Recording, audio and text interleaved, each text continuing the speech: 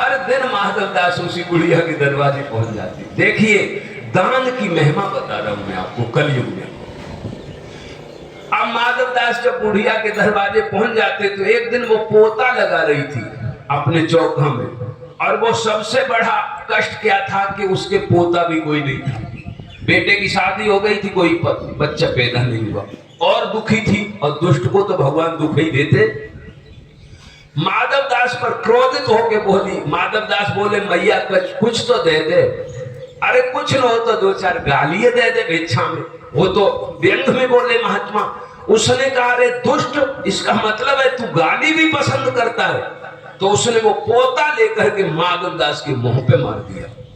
माधव दास के मुंह पे मिट्टी लग गई, उन्होंने पोंछ लिया और पोता को दोनों हाथों में लेकर के झोली में रख लिया, माथे से लगा के, हृदय से लगा के, कि मां तूने जा पोता दिया है तो जा, तेरे पोता ही होगा। साधु ऐसे होते, साधु संत हृदय नवनीत समान। इसलिए भगवान ने कहा मोह से अधिक संत करे लेखा। साधु की दया का कोई पार नहीं, जा तेरे पोता ही होगा।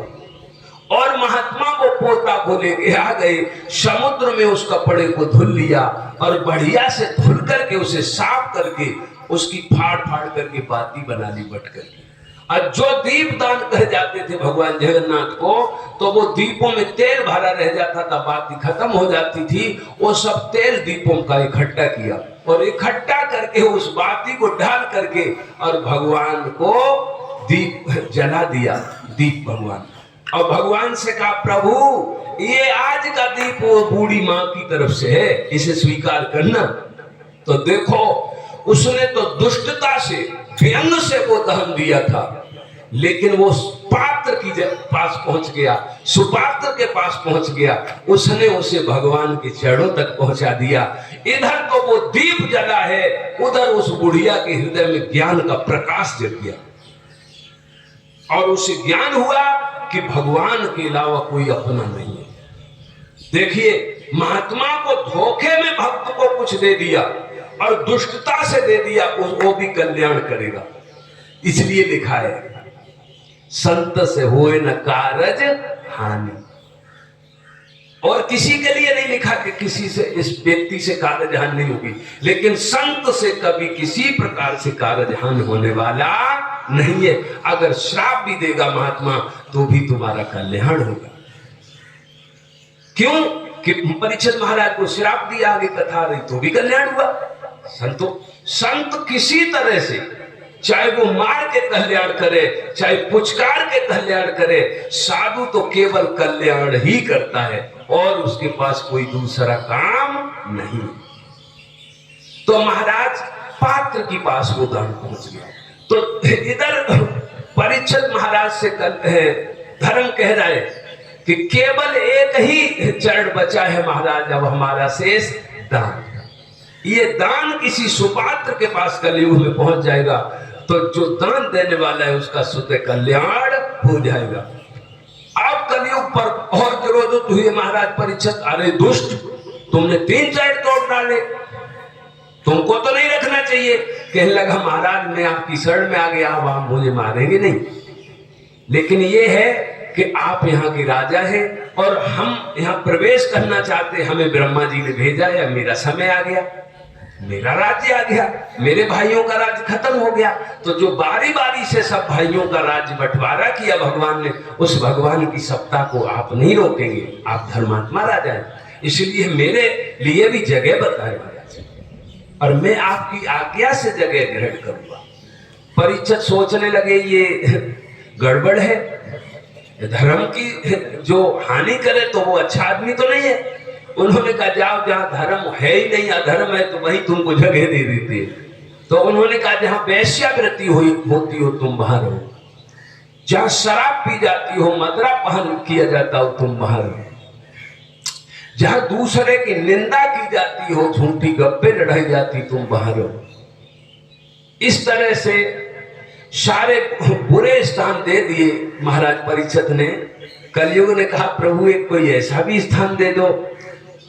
तो कहा कि तुम्हें हम एक ऐसा स्थान भी दे देते जो तुम चाहते हो, मन की बात समझ गए कि तुम सुगरण में रहो। लेकिन एक बात ध्यान रखना, एक महात्मा कह रहे थे कि सभी सुगरण में, सभी सोने में कलयुग का वास नहीं है। किस सोने में कलयुग के वास है? जो सोना हम लूट घसूट से, बेईमानी से, चोरी से, हेरा फेरी से प्रकट जो धन हम प्राप्त करते, उसमें कली का वास है। सोना माने धन, लक्ष्मी, धन ही तो है सोना। तो धन जो हम लूट घटोसूट से पैदा करते, जो छीना झपटी झूठे से, बेईमानी से पैदा करते, किसी का दिल दुखा के पैदा करते, उसमें कलयुग का वास है महाराज। ईमानदारी के धन में कलयुग का वास नहीं है, ईमानदारी के सोना में कलयुग का वास नहीं है। क्यों? कि गीता में भगवान कह रहे धातुओं में सोना में, धातुओं में तो स्वयं भगवान ही है सोना। एक महात्मा जी कह रहे थे, मैंने उनसे सीखा ये बात।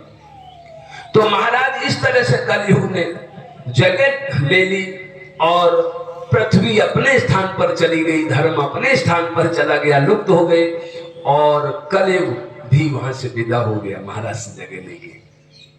देखिए भगवान की कृपा। एक दिन महाराज परीक्षित ने अपना बॉक्स खोला तो उसमें सोचा कि कोई अच्छा सा मुकुट देखते हैं। तो एक बहुत सुंदर मुकुट था।